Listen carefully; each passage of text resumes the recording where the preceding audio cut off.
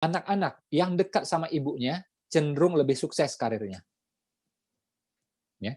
Penelitian dari Grand Study, Harvard University, penelitian sejak tahun 38, penelitian sama puluhan tahun. Artinya apa? Hasilnya apa? Anak-anak yang dekat sama ibunya cenderung lebih sukses karirnya. Ya. Jadi dekat sama orang tua itu menyukseskan, membahagiakan. Bahkan penelitian ini kan karena puluhan tahun nih, di tengah jalan ditemukan lagi yang baru. Apa itu? Kalau dekat sama ibunya cenderung lebih sehat. Ya, luar biasa coba. Kita orang beriman tahu kalau berbakti sama orang tua ya rezeki lancar. Ini penelitiannya ada ternyata. Dalilnya ada, penelitiannya ada coba. Ya. Anak-anak yang dekat sama ibunya cenderung lebih sukses karirnya. Itu kan rezeki, apalagi coba.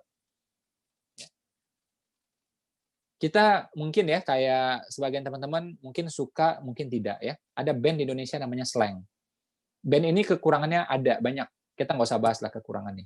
Tapi dengan segala kekurangannya, ya mereka ini dekat sama ibunya, berbakti sama ibunya. Kita suka atau tidak suka, Slank adalah band paling besar di Indonesia selama puluhan tahun. Jadi fadilah berbakti itu tetap ada gitu. Ya, kalau saya ya biasa aja gitu. Saya pernah ke rumahnya Slank ya saya biasa aja. Kalau dengar lagunya ya dengar, tahu ya tahu gitu. Tapi kalau ngefans mungkin enggak. Tapi saya berusaha belajar dari siapapun gitu. Teman-teman lihat tuh Raffi Ahmad misalnya. Ada nggak ngaco hidupnya? Ada juga ngaco hidupnya. Ya, ada nggak yang nggak benar? Ada juga yang nggak benar. Namanya manusia kan. Saya juga punya, teman-teman juga punya gitu kan. Tapi dengan segala kekurangannya, dia itu dekat sama ibunya. Dia berbakti sama ibunya. Coba lihat rezekinya tuh. Ya. Satu-satunya artis yang bisa tampil di semua TV tanpa pembatasan cuma dia. Acara ini dia yang pegang. Ya. TV lain dia juga yang pegang. Dari pagi sampai malam muka dia terus semuanya. Lebih dari 10 tahun loh gitu. Apakah dia yang paling ganteng? Enggak juga ternyata. Ya kan? Apakah keluarganya paling lucu? Enggak juga ternyata. Ya, tapi rezekinya kayak gitu tuh. Ya. Dia pegang produk aja kayak ini nih, cekrek foto ya.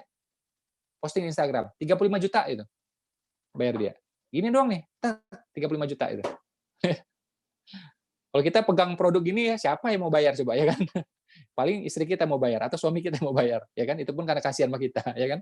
Nah, itu tuh rezekinya seperti itu coba, ya kan?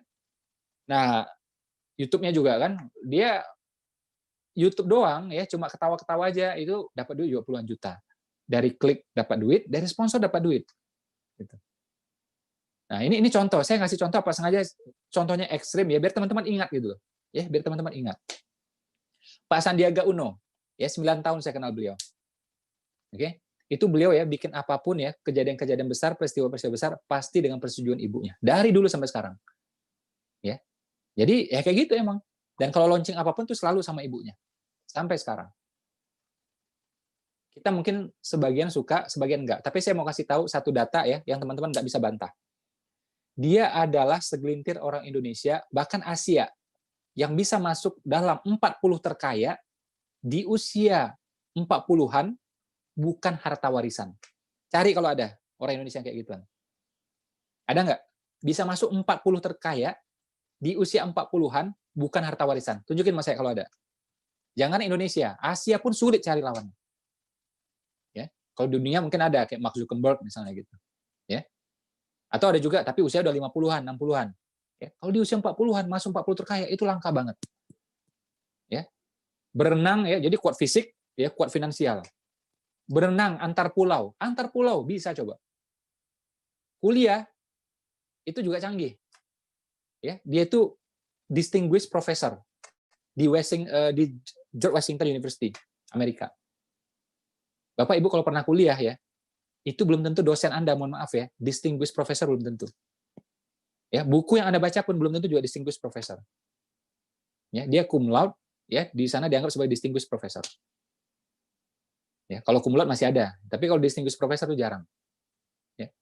Nah, apa rahasia suksesnya? Ya tentu banyak ya, tapi salah satunya saya melihat ya bagaimana dia berbakti sama ibunya, dekat sama ibunya. Oke, jadi saya melihat ini contoh ya dari macam-macam kalangan. Ya kayak gitu emang udah. Bu Susi, ya gayanya rock and roll. Perempuan pakai tato, perempuan merokok. Sebagian kita mungkin nggak suka. Tapi beliau itu ya nggak pernah kuliah, pernah tampil di Harvard.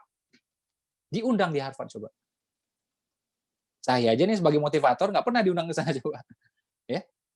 Nah, pernah juga jadi menteri kan? Kenapa? Sama ibunya Masya Allah dia. Dia memuliakan ibunya. Gaya hari-hari boleh rock and roll, tapi sama ibu seperti itu. Dan banyak banget contohnya. Ya, banyak banget contohnya. Kayak saya kenal sama Mas Tengku Wisnu. Mas Tengku Wisnu itu saya yang awal-awal ngajak beliau seminar. Dan beliau bilang waktu itu saya pertama kali jadi pembicara seminar ya di sini. Ya. Waktu itu saya ajak Mas Puadi yang nulis buku Negeri Lima Menara, saya ajak Mas Mono dan Mas Tengku Wisnu. Itu ya, karir di sinetronnya waktu itu bagus, ketika beliau hijrah pun, tinggalkan sinetron pun, tetap bagus duitnya. Sampai sekarang. Apa rahasianya? Macam-macam. Ya, tapi satu hal yang saya lihat adalah dia juga sangat memuliakan ibunya. Ya. Jadi waktu lagi acara tuh sama saya, tato dia bilang, izin Mas, saya mau ini sebentar. Kenapa? Mau kasih makan ibu. Ya, jadi ibunya waktu itu pakai kursi roda seperti itu ya, makanannya khusus gitu ya. Nah, ya udah, jadi beliau break sebentar ngasih makan ke ibunya. Gitu. Ya gitu tuh coba. Ya tentu dia bisa suruh orang. Gitu. Dia bisa suruh orang kan, tapi kalau sendiri kan beda. Kalau anaknya sendiri kan beda gitu. Jadi ini yang saya lihat contohnya macam-macam nih. Ya, dari si A, si B ya, macam-macam latar belakang. Jadi kalau yang sungguh-sungguh ke ibunya itu, ke orang tuanya itu Masya Allah rezekinya. Ya, Masya Allah rezekinya. Makanya teman-teman ya, mumpung ada waktu, berbakti sama orang tuanya. Kalau sudah meninggal, banyak-banyak doa, banyak-banyak amal. Agar apa? Segala perbuatan kita jadi amal jariah buat beliau. Ya, berbakti mengundang rezeki, durhaka mengundang petaka. Ini hukum alamnya sudah. Apapun agamanya, sama nih. Ya, saya ketemu orang macam-macam, itu sama, polanya sama. Ya. Ya, jadi selagi masih ada waktu, doa. Selagi ada waktu, berbakti. Selagi ada waktu, ya, berikan perhatian. Saya sampai bilang, misalnya gini, misalnya ibu kita ya, pengen tas Burberry misalnya. Ya, pengen tas Burberry misalnya gitu. Kita nggak punya duit. Ya. Terus gimana? Saya bilang, ngutang aja nggak apa-apa. Ibu kita pengen kan? Kita nggak punya duit. Ngutang aja nggak apa-apa. Yang saya pelajari, ngutang itu nggak dosa. Yang dosa itu kalau pakai riba. Ngutang doang nggak dosa. Yang penting kalau dalam berhutang ya kita punya kemampuan untuk membayar. Pikirnya gitu. Boleh berhutang kalau kita punya kemampuan untuk membayar. Ya, jadi misalnya dari gaji, dari usaha, ya kita bisa nyicil. Oke, boleh ngutang. Siapa bilang nggak boleh? Idealnya sih jangan ngutang. Tapi kalau kepepet juga, ya kalau kepepet juga, udahlah ngutang aja nggak apa-apa. Ibu pengen beli baju ini, beli itu misalnya, yang jelas-jelas nggak penting itu loh menurut kita kan. Tapi memang beliau mau juga, ya udah beli selesai. Nah, Anda beli tuh tas misalnya 5 juta. Ini sekali lagi ya, ini jangan ditelan mentah-mentah ya. Ini saya kasih contoh ekstrim biar teman-teman ingat gitu loh. Jadi ibu kita beli tas yang jelas-jelas nggak ada manfaat secara langsung gitu kan. Tasnya juga yang branded lagi yang harga sekian juta. Kalau memang dia pengennya itu udah beli aja. Ngutang ya nggak apa-apa. Saya sih alhamdulillah nggak pernah kayak gitu. Tapi andai kata terpaksa ya ini. Dulu pernah tuh waktu itu saya kan memang menjadwalkan ya ibu saya mertua saya itu jalan per berapa bulan gitu. Nah waktu itu sekian bulan nggak jalan nih ke luar negeri. Saya bilang sama istri saya, kita waktu itu udah ngecek mau jalan ke Cina waktu itu.